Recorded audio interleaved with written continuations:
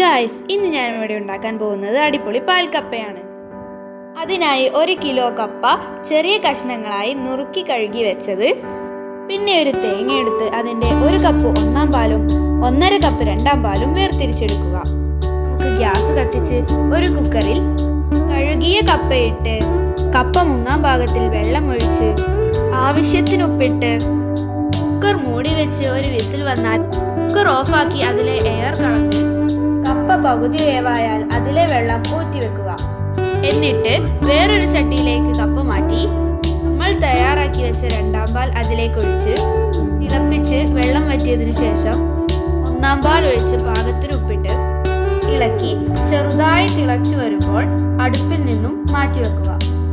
ഇനി ഇതിലേക്ക് കടുക് താളിക്കാൻ വേണ്ടി ചെറിയ ചട്ടി അടുപ്പിൽ വെച്ച് കുറച്ച് എണ്ണ ഒഴിച്ച് 1 സ്പൂൺ കടുകിട്ട് പൊട്ടുമ്പോൾ അതിലേക്ക് കുറച്ച് ചെറിയുള്ളി അരിഞ്ഞതും ആവശ്യത്തിന് പച്ചമുളകും ഇട്ട് വഴന്നു വരുമ്പോൾ കുറച്ച് വറ്റൽമുളകും കറിവേപ്പിലയും ഇട്ട് മൂപ്പിച്ച് തയ്യാറാക്കി വെച്ച കപ്പയിലേക്ക് ചൂടോടെ ഒഴിച്ച് നന്നായി ഇളക്കി മിക്സ് ചെയ്യുക.